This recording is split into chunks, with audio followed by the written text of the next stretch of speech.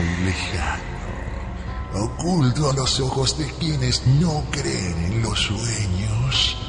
Allí conviven hadas y duendes, uno por cada hombre y mujer del mundo terrenal. Cuenta la leyenda que quienes puedan llegar a este sitio podrán liberar a su duende o hada madrina, que quedará para siempre a su lado luchando contra quienes pretenden matar nuestros sueños. Existen en el mundo guías y guardianes de Wicca, gran señor de los duendes, y una sola forma de llegar a Wicca: creer profundamente en nuestros sueños. Por eso, aquí comienza la noche de los guardianes en contacto.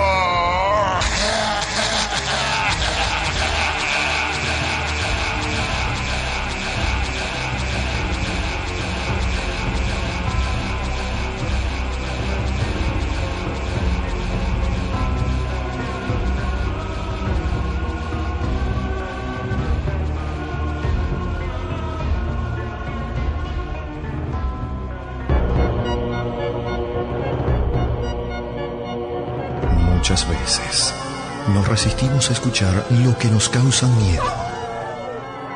Pero la intriga por conocer lo oculto es mucho más grande. Historias, cuentos y relatos que dan escalofrío.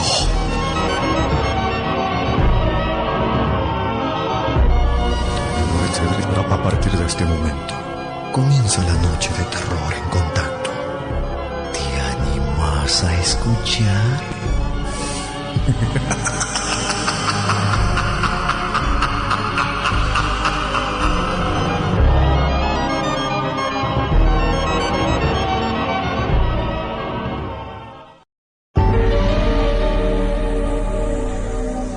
Esta primera historia de la noche la manda Micaela, que nos cuenta que nos escucha hace mucho tiempo. Nos cuenta también que está casada, que tiene 2 hijos varones, uno de 6 y otro de 4 años. Vivo en la zona de Villa 9 de Julio. Enfrente del lugar donde nosotros habitamos hay un terreno baldío. En aquellos años, cuando vinimos a vivir aquí, aún no habían muchas casas en la zona. Y no había tampoco mucha iluminación, como lo hay hoy en día. Aquella zona era muy oscuro. Recuerdo que cada vez que volvíamos del centro, o del trabajo, o de cualquier lugar a donde salíamos, teníamos que caminar aproximadamente 6 o 7 cuadras, porque el colectivo nos dejaba sobre la avenida. Ningún colectivo entraba a aquellas cuadras. El lugar era muy oscuro. Esas cuadras no tenían luz. Con suerte, algún foco en una de las esquinas. Yo siempre tuve miedo, pero miedo a que nos robaran, a que nos pasara algo.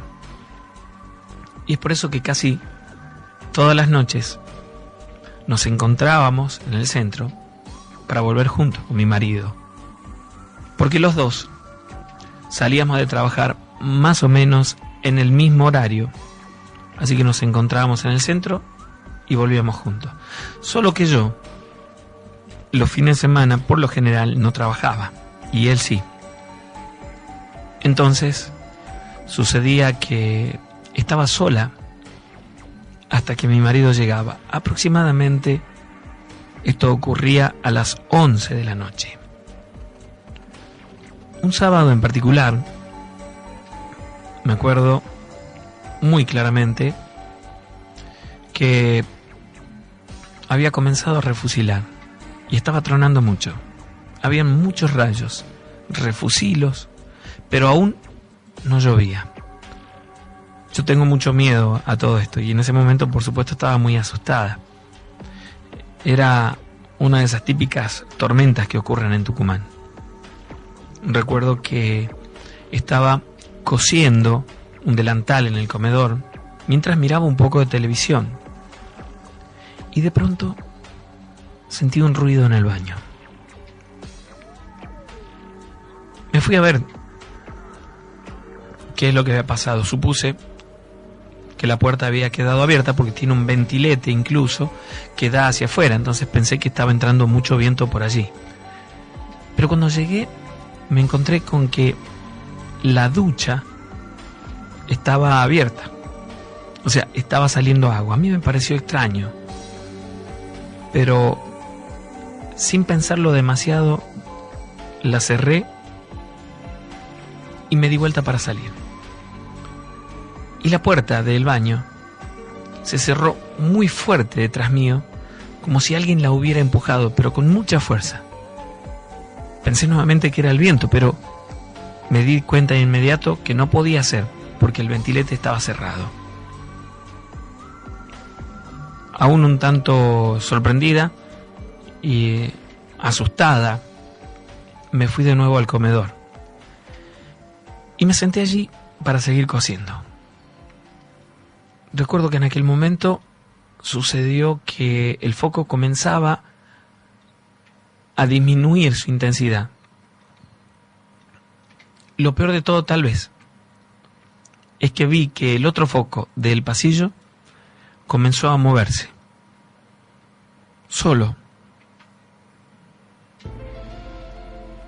Se movía de un lado para el otro. La luz comenzó a bajar gradualmente hasta que se apagó. Me quedé sin luz en la casa. En ese momento me quedé paralizada, con mucho miedo. Recuerdo que los rayos y los refusilos seguían constantemente. Yo no sabía qué hacer. Como a los 10 minutos de cortarse la luz, sentí un ruido muy cerca mío. Yo simplemente había atinado a levantar los pies en el sillón y quedarme allí. Escuché que arrastraban una de las sillas de la cocina, pero no sabía qué hacer, no sabía cómo reaccionar. Primero, era solo un poquito, como si la arrastraran unos centímetros. Y paraban. Y luego por toda la cocina. Yo pensé en salir al patio o a la vereda, pero estaba con tanto miedo que ni siquiera quería bajar los pies del sillón. Cuando me levanté para salir, cuando tomé coraje para hacerlo, algo o alguien cruzó delante mío. Yo estaba a unos 3 metros de la puerta y con los refusilos, cuando se producían los refusilos, por la luz que entraba en las ventanas, veía figuras como de chiquitos dentro del comedor. Y digo chiquitos porque para mí eran 2 o 3 que andaban por el comedor, por la casa, corriendo. En un momento vi a uno que andaba a 4 pies. Yo no sabía qué hacer ni qué pensar. De repente, la puerta de la heladera, que estaba también en el mismo lugar, se abría y se cerraba sola. Porque la puerta de la heladera hacía un ruido muy típico cada vez que la abrían, y yo lo podía escuchar. Entonces tomé un poquito de coraje y comencé a caminar para la puerta de salida. Recuerdo que cuando quise tomar el picaportes para salir de la casa, para abrir la puerta, fue como si agarrara la mano de una persona, pero la mano de una criatura, porque la sentí muy chiquita. Retiré la mano muy rápidamente, muy asustada, sin abrirla, por supuesto, y de pronto sentí una risa burlona. Miré a todos lados y podía ver aquellas siluetas caminando por el comedor. Tomé coraje nuevamente, agarré el picaporte, abrí la puerta, pude abrirla y salir. Y me quedé allí como 1 hora hasta que volvió mi marido. Fue aterrador. Sentía mucho miedo por lo que me había pasado, por lo que ocurría en mi casa, y tenía pánico por los refusilos, los rayos, los truenos. Lo peor de todo es que yo desde afuera sentía ruidos dentro de la casa. Cuando mi marido volvió, aún no había vuelto la luz. Y yo no quería entrar, pero estaba muy asustada. Casi te diría que no razonaba. Apenas pude contarle todo lo que me había pasado, del miedo que sentía. Pero en una primera instancia era como que no me creía. Cuando dieron la luz de nuevo, entramos a la casa y algunas de las cosas de nuestras pertenencias estaban en el piso. La heladera estaba abierta. Recuerdo que la despensa que teníamos, o sea, el azúcar, la hierba, la harina, estaba todo desparramado en el piso. Habían roto las bolsas y lo habían desparramado por todo el piso. Fue allí cuando me creyó. Aquella noche me llevó directo a la habitación, nos quedamos allí, mientras yo me tranquilicé, me calmé y nos dormimos. Al día siguiente, al levantarnos, sobre toda aquella suciedad que había quedado en la casa, harina, azúcar y todo lo demás, encontramos los piecitos de nenitos como si hubieran caminado en todo aquel espacio de la casa, en el comedor y en la cocina. Yo quería irme inmediatamente de allí y así lo hicimos. Nos fuimos a casa de su mamá, donde nos quedamos prácticamente por un mes. En aquel tiempo bendijeron la casa en reiteradas oportunidades, la curaron y volvimos allí, pero por muy poco tiempo, porque aquellos hechos continuaron repitiéndose, no con esta intensidad, pero por las noches se hacía muy difícil descansar, porque una vez que nos acostábamos comenzábamos a escuchar los pasitos de los nenitos que corrían por toda la casa. Y en otras oportunidades podíamos sentir claramente cuando subían a nuestra cama. Nos fuimos de aquel lugar al tiempo. Después no volví a escuchar más nada, ningún comentario sobre el lugar. Pero unos años atrás, una amiga y vecina de aquel lugar, que había conocido antes de ir a vivir allí, me contó que aquella casa continuaba hasta hace un tiempo con estas apariciones de estos duendes, inexplicable hasta el día de hoy.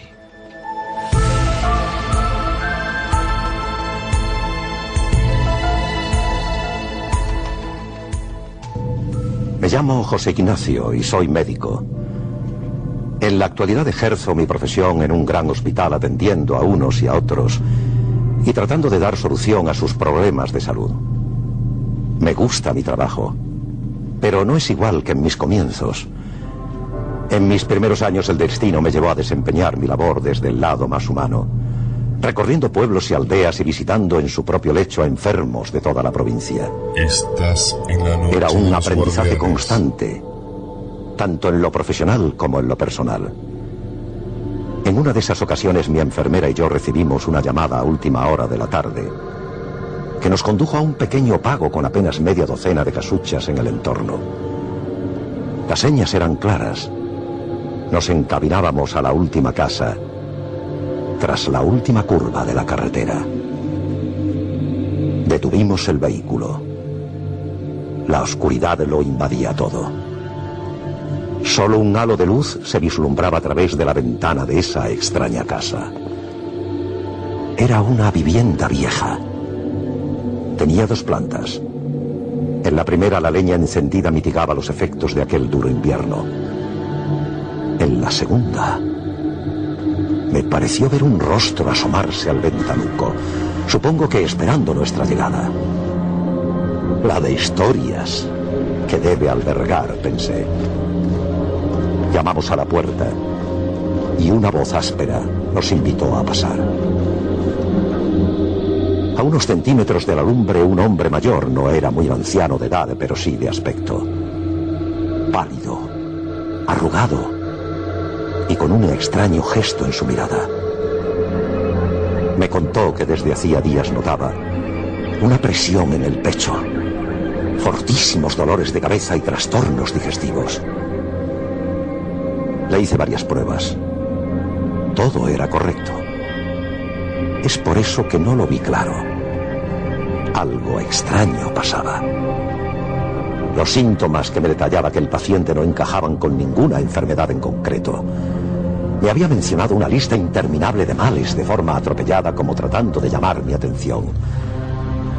Además, tenía la sensación que me mentía.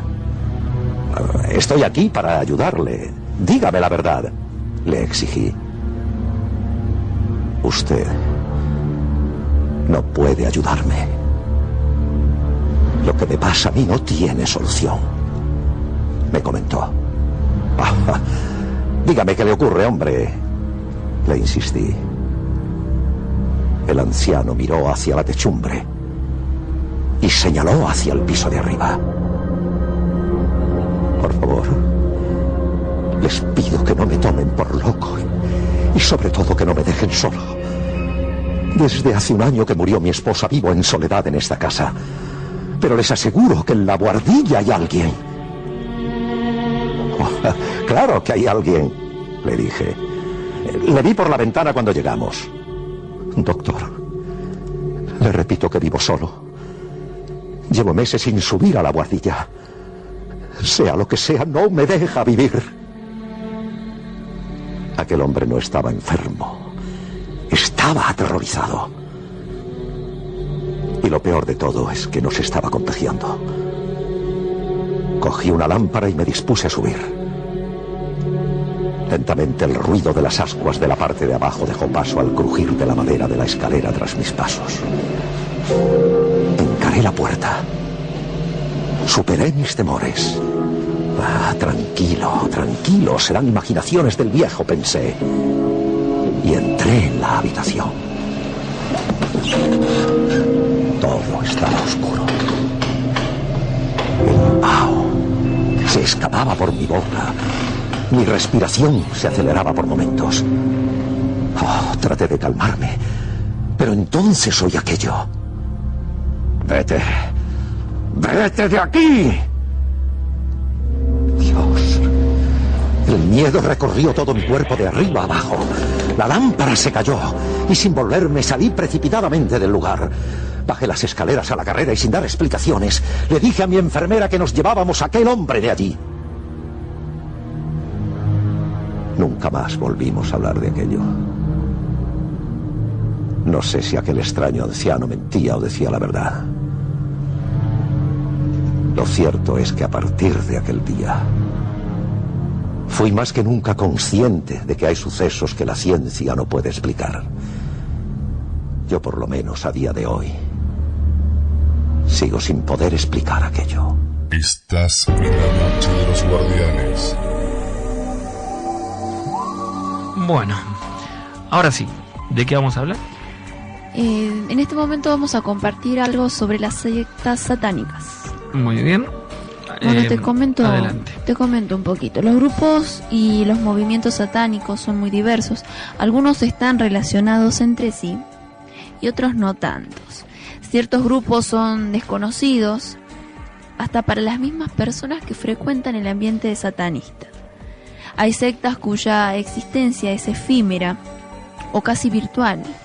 Otras, con el tiempo, dejan de actuar o en algún caso continúan en forma oculta. Algunas actúan públicamente y otras de un modo secreto. Por otra parte, casi todas sufren cismas con mucha frecuencia, es decir, que un grupo se divide en uno o más y de los cuales se van separando otras ramas y así sucesivamente. Estás en la noche de los guardianes. Las creencias satánicas pueden variar de uno a otro grupo. Por ejemplo, hay quien ven en Satán un ser más o menos simbólico, expresión del tiempo, de la transgresión y del racionalismo. En otros ritos es una especie de psicodrama brutal que tiene por finalidad liberar al fiel de los condicionamientos religiosos, morales y culturales que provienen de su ambiente. Algunos satanistas que se reconocen en esta descripción afirman que el satanismo es una religión de la carne. Para el satanista, la felicidad se debe encontrar aquí y ahora. No existe el cielo para ir después de la muerte y tampoco el infierno de fuego como castigo para el pecado. En cambio, hay quien ve a Satán como un ser real, príncipe de las tinieblas, al cual es posible dirigirse mediante rituales mágicos para obtener favores de diversos géneros. Y también se lo ve a Satán particularmente en Lucifer, una figura positiva que se opone a la acción de Dios de la tradición judeocristiana considerada negativa. Un gran sería... La noche de los guardianes en contacto. Sería el que dio origen a la iglesia de Satán, es LaVey, Anton Sándor LaVey. Todo empezó en abril de 1966, cuando proclamó el amanecer de una nueva era en la que la fuerza y los placeres de la carne serían movidos de los motivos de esa celebración. Actualmente esta iglesia de Satán está legalmente establecida en Estados Unidos. El satanismo muestra sin duda una fuerte carga emocional y de evasión hacia lo irracional. En algunos aspectos es encubierta por una paradójica apariencia pseudo-racional que se busca como justificación. El mal profundo que proviene de todo esto asume aspecto de motivaciones personales y oscuras. Se concreta en los pecados personales y también como un denominador de diversos ritmos, símbolos, prácticas y creencias, es decir, la negación de la recta razón y una herida profunda a la integridad de la persona humana, cosa que se manifiesta en las aberraciones sexuales, en la sed de poder, en la búsqueda desmedida del dinero o del éxito, es decir, en un narcisismo exasperado. Pero todo esto también tiene consecuencias. La policía de Cochabamba reporta el 11 de agosto de 2003 sobre diversos crímenes, raptos y agresiones perpetrados por jóvenes que estaban involucrados con cultos y sacrificios satánicos. También en Cochabamba, la policía registró 3 crímenes relacionados con prácticas satánicas: los asesinatos de un estudiante del Colegio Don Bosco el 19 de julio de 2003, el de una joven embarazada del Colegio Quintanilla el 13 de octubre del año 2002 y el rapto de una joven universitaria de 19 años que sufrió laceraciones y tatuajes en todo el cuerpo. En Oruro, el 29 de marzo del año 2007, 3 jóvenes de 19 años asesinaron con un cuchillo de cocina a un joven de 26 años de edad en un ritual cuya finalidad era el pacto diabólico para obtener dinero y comprar instrumentos musicales para su banda de rock. Hace poco tiempo mostraba la televisión de la Argentina que la gente en la plaza de los dos congresos se había encariñado e incluso alimentaba a un gallo fino que vivía en una parte de esta plaza que estaba como cercada por un pequeño corralito, y vivía en aquella zona, en aquel lugar. La gente se iba a alimentarlo. Es más, creo que le decían Copete Rojo, es el nombre que la gente cariñosamente del lugar le puso, pero llegó allí de la peor manera, porque llegó para ser sacrificado para un ritual quimbanda del que pudo escapar. Sin embargo, al día siguiente encontraron los restos de las velas, todo lo que es del trabajo, y este animalito vive allí, digamos, en la plaza, ¿no? Testigo de aquellos trabajos. Bueno, ¿qué es lo que teníamos para hablar acerca de las casas encantadas? Las casas encantadas, lugar donde se han filmado películas y todo lo demás. A ver, quiero escucharte porque yo tengo un audio que te va a gustar. Bueno, te comento un poquito. A 2 kilómetros de Terrassa, en la provincia de Barcelona, se alza un edificio en donde se mezcla la realidad con el misterio. Se trata del antiguo hospital de tórax, en donde varios testigos afirman haber percibido sensaciones extrañas o haber sido testigo de fantasmales apariciones. Cuentan que bastantes de las fotos tomadas en ese misterioso lugar capturan detalles inexplicables. Además de grabadoras, videos, cámaras y diversos aparatos electrónicos, sufren extrañas anomalías sin motivo aparente. Con el paso del tiempo, el edificio se ha ido ganando fama de maldito, y no solo por los extraños fenómenos que supuestamente suceden en su interior, sino también por los suicidios que ocurrieron en su interior y los ritos satánicos que aún en la actualidad se siguen celebrando allí.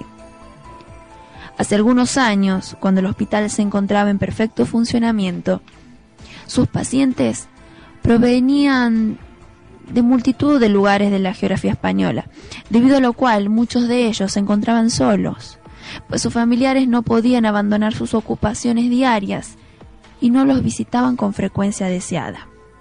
Así, el estado depresivo de algunos internos, añadido a su delicada salud, los inducía en ocasiones al suicidio. Hoy en día la mayor parte de él se encuentra abandonado. Únicamente están habitadas 2 zonas. Una zona utilizada por la productora cinematográfica Filmax, que realiza algunos de sus rodajes, y del otro extremo, del lado opuesto de este edificio, sirve como centro provisional para disminuidos psíquicos. A lo largo de los años se han producido diferentes sucesos paranormales o sin explicación aparente. Durante el rodaje de la película Los Sin Nombres, en parte rodada en esta ubicación, algunos de los actores acudían al baño en parejas porque el lugar le transmitía una sensación muy extraña. Durante el rodaje del film La Monja, en el antiguo hospital, parte del equipo fue testigo de sucesos muy extraños. Mons de Mostaza, actriz de la película La Ouija, rodada también parcialmente en el hospital de tórax, otras escenas se filmaron en el cementerio de la ciudad y un pueblo de montaña cercano llamado Mura, aseguró en una entrevista concedida a la revista digital Anica Cine que a pesar de no creer en la existencia de fenómenos paranormales, el edificio transmitía una sensación incómoda, por lo que tenía que salir del hospital a la hora de los descansos, de la comida o en cualquier momento que ella tenía para relajarse. El director de esa película explicó en otra entrevista en el mismo medio que mientras duraba la grabación se produjeron fenómenos muy extraños, como ruidos, gritos y susurros inexplicables que mantuvieron en tensión a todo el equipo de rodaje.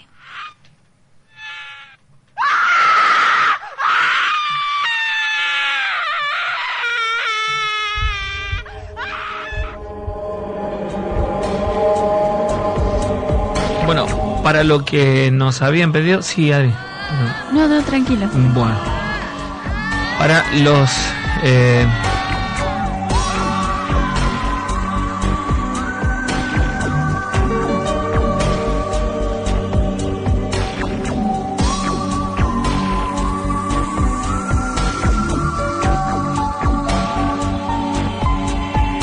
Bueno, había gente que nos había pedido algo acerca de San la Muerte, Adri, algún tiempo atrás.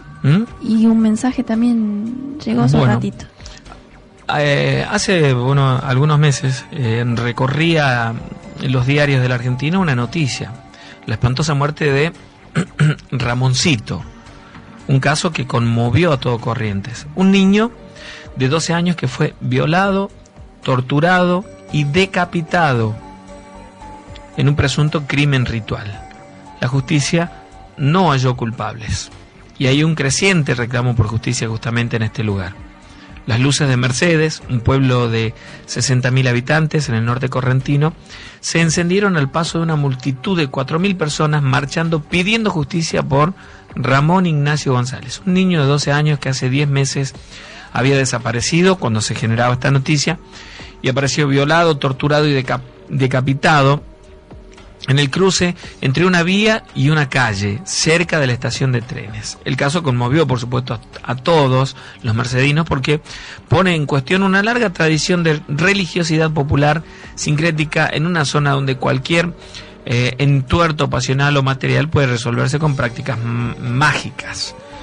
El juzgado que investiga el homicidio o que investigó no ha podido determinar un culpable, sí que aparentemente formó parte de un ritual, de un crimen ritual. Era Ramoncito, uno de los hijos de una mujer sola que para sobrevivir era trabajadora sexual, según fuentes judiciales.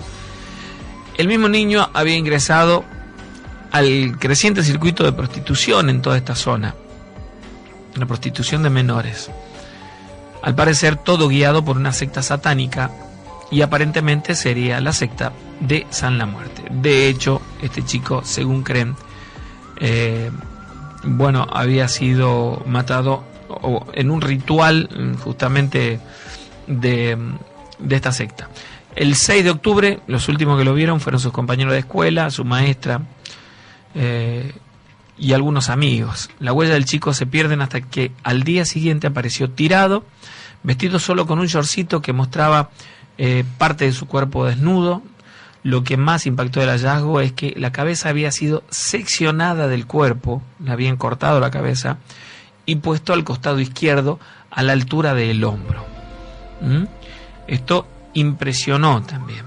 Por supuesto, imagínense, los peritos emitieron un dictamen espeluznante. Fue decapitado, de acuerdo con el informe forense, de izquierda a derecha con un cuchillo de punta aguda. El niño estuvo vivo cuando le ingresaron el objeto punzante hasta que producen el degollamiento. La decapitación es un paso final. Antes fue quemado con cigarrillos en el costado izquierdo, en los brazos, en las palmas de la mano. También se notó un corte profundo debajo de la nalga izquierda y en la parte posterior de la pierna. Esto describía gente que estaba o formaba parte de la investigación. La causa tuvo una primera etapa en la que se pudo haber llegado a los culpables. 5 personas fueron detenidas a los 2 meses del crimen, entre ellos un supuesto Pai Quimbanda, pero al mes fueron liberados por falta de mérito. Las pruebas halladas para inculparlo fueron insuficientes. Luego, hace 2 semanas, fueron allanadas 2 casas del barrio de Madero de Mercedes y detenidas 2 mujeres. En las paredes de una de la vivienda, los peritos hallaron rastros de sangre humana con símbolos. Las mujeres habrían sido practicantes de un particular culto religioso en el que se mezclaba el quimbanda, los cultos afro-brasileros, el cristianismo, el espiritismo y en especial la adoración a San La Muerte. El San La Muerte es una calavera con una guadaña y no lo son San La Muerte como se lo conoce ya en todo el país. Hay otras formas. Bueno, hay una hipótesis que habla acerca de que fue una muerte ritual. Están convencidos los investigadores de todo esto, ¿no? Había otra parte por acá que contaba acerca de que, bueno, ustedes saben, San La Muerte forma parte del Santoral Profano de Corrientes, un capítulo más dentro de la obra del escritor también oriundo de Las Saladas de provincia de Corrientes, Emilio Noya, donde cuenta como algunos otros casos también sucedidos allí en toda esta zona. San La Muerte está representado por una pequeña imagen esquelética sentada en cuclilla en posición fetal, como los indios americanos acostumbraban a enterrar a sus muertos, cargando una guadaña sobre la espalda, actitud que se emparenta con la parca de la mitología grecorromana. Suelen encontrarse imágenes que, a semejanza del Pensador de Rodin, sostienen el rostro a la altura de la barbilla en pose meditativa. Estas imágenes del fetiche, habitualmente diminutas, tendrían poderes limitados para mediar en cuestiones sentimentales, protegiendo a matrimonios desvanecidos y en otros casos. Encontrar objetos extraviados, por ejemplo, y en especial el predicamento de la cura de mal de ojos, del empacho y otras cosas más que según la creencia popular hay personas que influyen sobre otras, ¿no? En el caso del mal de ojo, especialmente en criaturas muy pequeñas, menores de 1 año, provocándole algunas dolencias, algunos malestares con solamente mirarlo. El fetiche, digamos, la imagen de San La Muerte, es cruel y vengativo, se lo utiliza para causar daño a alguien a distancia.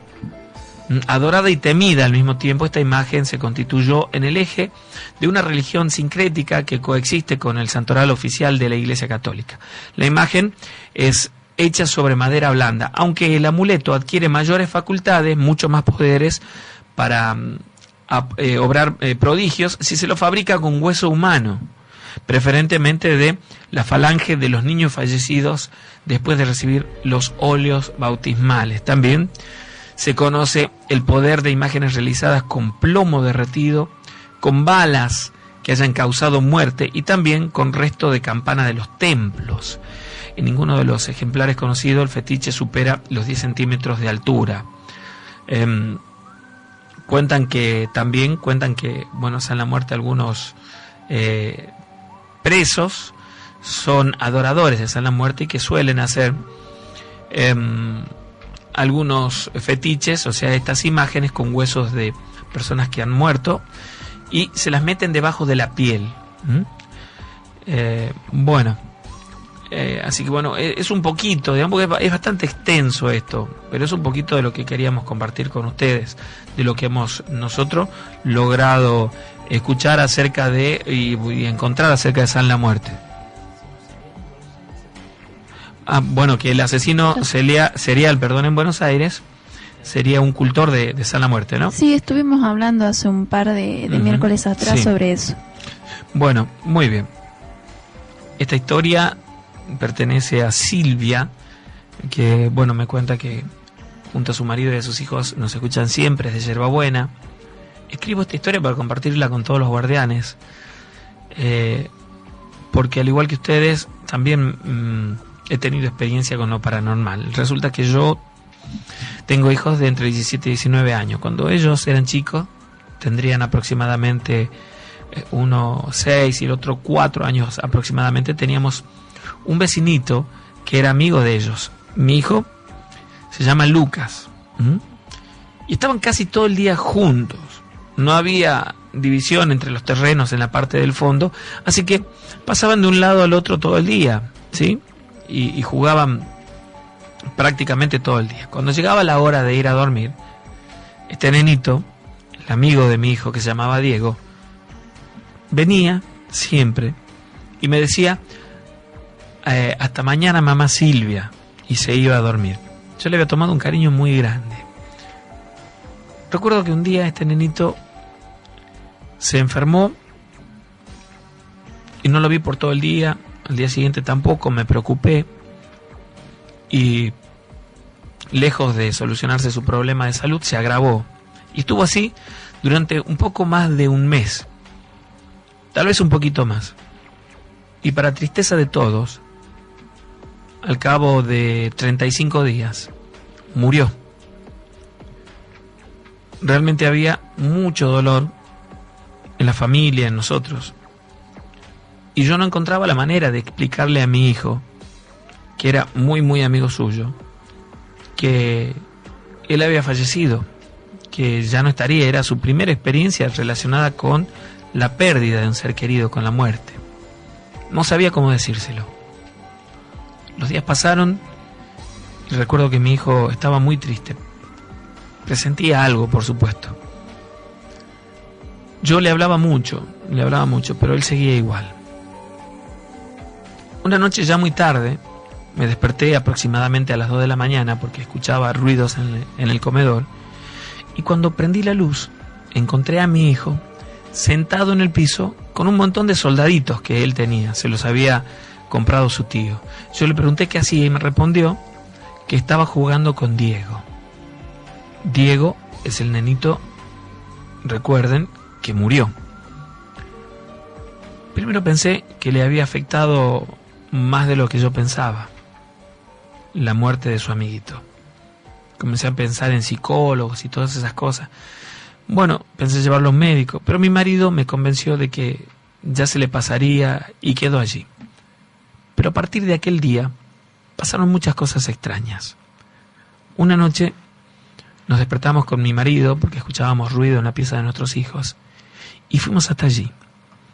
Estaban los dos despiertos, él y el más chiquito, Fernando. Recuerdo que me dijo: mamá, Diego, como diciéndome que estaba allí, y señaló a una de las esquinas de la habitación. Mi marido me miró un tanto asustado, sin comprender, pero inmediatamente llevó a los dos chicos, a nuestros dos hijos, a nuestra habitación, porque ya comenzamos a sentir un poco de miedo por ellos. Esa noche nos dormimos muy tarde, conversando. Y al rato, yo comencé a sentir algo extraño. Era como si alguien más se subiera a la cama. Miré hacia los pies y vi muy claramente la silueta de un nenito. Lo desperté a mi marido muy despacio porque no quería ni siquiera moverme. En realidad, él también estaba despierto y lo estaba mirando. Lo sintió.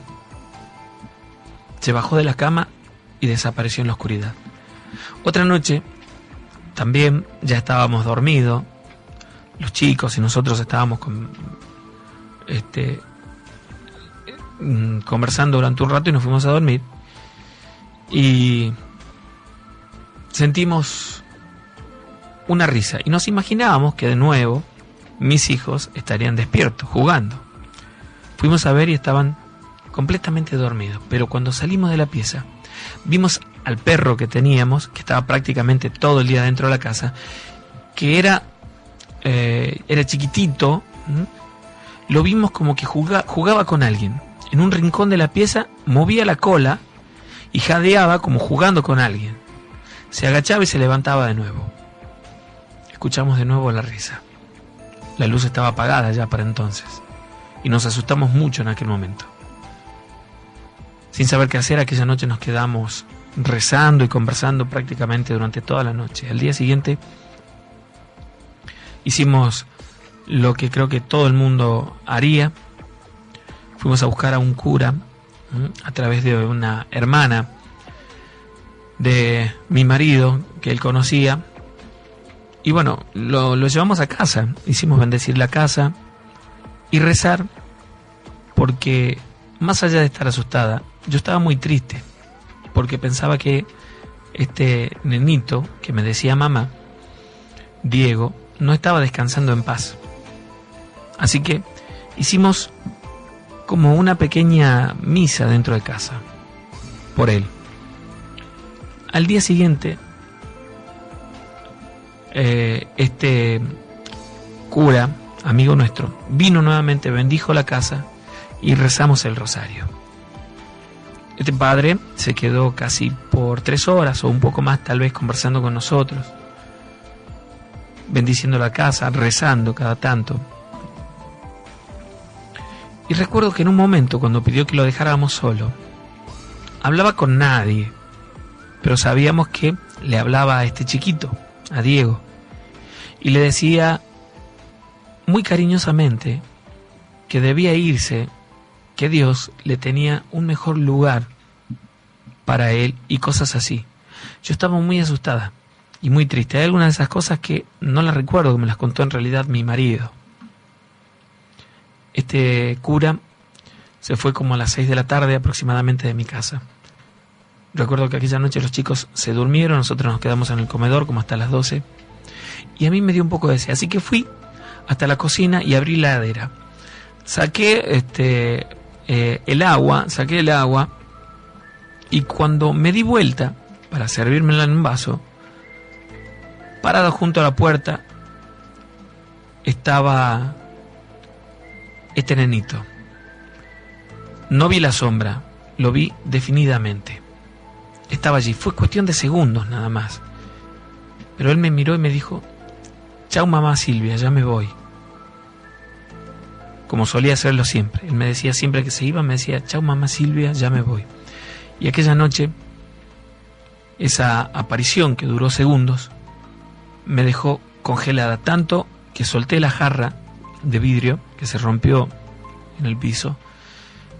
Mi marido vino corriendo, pero por supuesto que cuando él llegó, Dieguito ya no estaba, había salido de la habitación. Yo estaba muy asustada con todo esto. Habían cosas que no comprendía y que sigo sin comprender hoy en día. Me puse a llorar desconsolada, muy, muy asustada. Mi marido me escuchó, me preguntó qué pasaba, le conté. Fuimos a la pieza y vimos que la habitación de mis hijos estaba prendida. Entonces entramos y Lucas, mi hijo, me dijo: mamá, Dieguito ya se fue. Es algo que me causó mucho miedo, pero muy triste a la vez. Al día siguiente, con un poco de miedo, fui a contárselo a sus padres, junto a mi marido, y nos quedamos conversando durante un largo rato, porque ellos también nos contaron que él se manifestaba en la casa. Con el tiempo nos dijeron de muchas hipótesis, de que él no quería irse, de que no había cumplido su historia acá, en este lado, y cosas por el estilo. Pero la verdad es que fue para nosotros una situación muy triste, algo difícil de olvidar para nosotros y para nuestros hijos también.